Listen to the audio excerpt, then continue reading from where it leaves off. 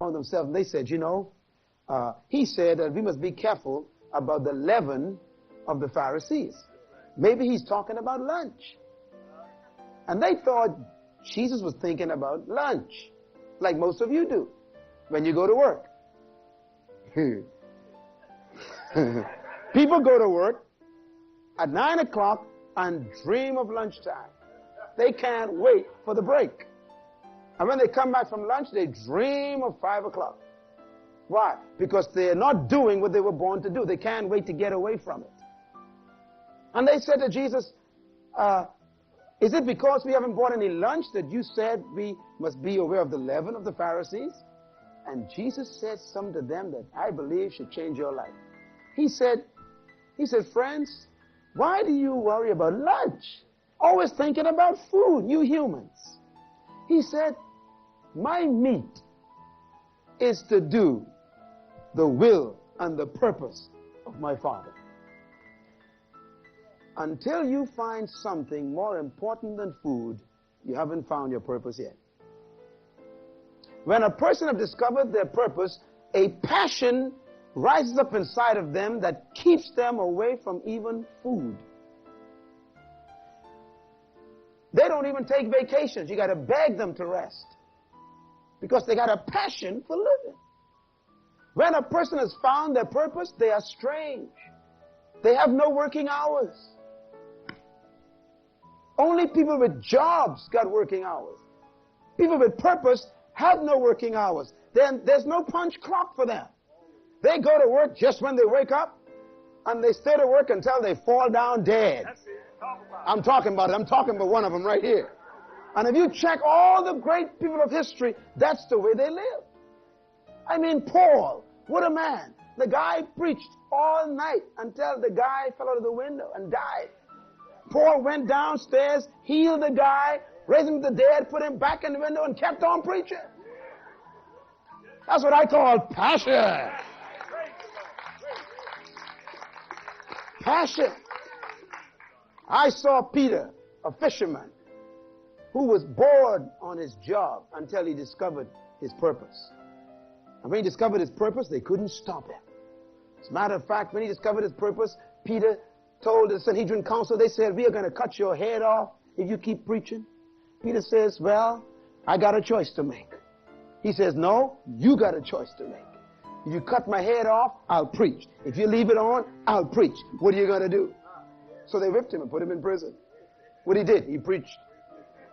When they let him out, he preached. They threatened him, he preached. They whipped him, he preached. They ran him out of town, he preached. They stoned him, he preached. You see, when you got purpose, nothing stops you. Because there's a passion that is stronger than death. The same Peter who was afraid at the resurrection became an invincible man when he received a revelation of who he was born to be. Give the Lord a hand for passion.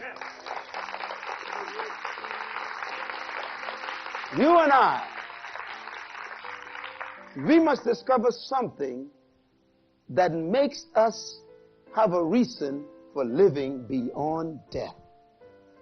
You know, Martin Luther King was a great man.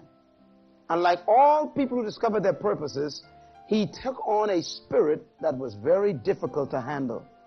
You know, people heard Martin Luther's testimony as he spoke from the steps of the Lincoln Memorial years ago, and that great speech he gave, I have a dream. How many of you have ever heard that dream? You ever heard it before? Isn't that a great speech? But do you know that the greatest message this man ever gave was not on the steps of the Lincoln Memorial?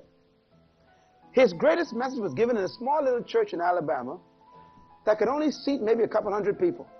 And he was speaking at this church service, and I remember listening to that speech, and I said to myself, that's the greatest statement the man ever made. What was it? He stood before those people, and by this time, they had threatened to kill him all over the country. He knew that there were people out there who did not agree with his philosophy, but he was born to do what he was doing. And you could see it in his eyes. You could almost feel it in every word he said. And do you know the words that spoke from that man's heart that was an indication of his passion and purpose was this? He said, it doesn't matter anymore Boy, that's a powerful statement. What are you waiting on? That's it. You see, you'll never change the world and impact your generation until you can say, it doesn't matter anymore.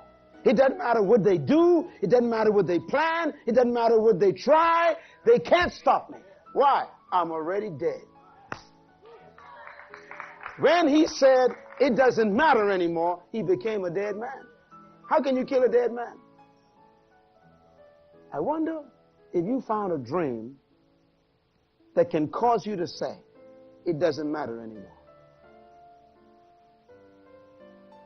You know, that's how it is with me. What I was born to do is so clear. It's on paper. I got it all written down. I got my life in detail on paper for the next 50 years.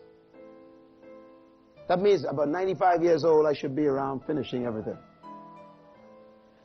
And do you know, that makes me very dangerous. Because it means your opinions are too late.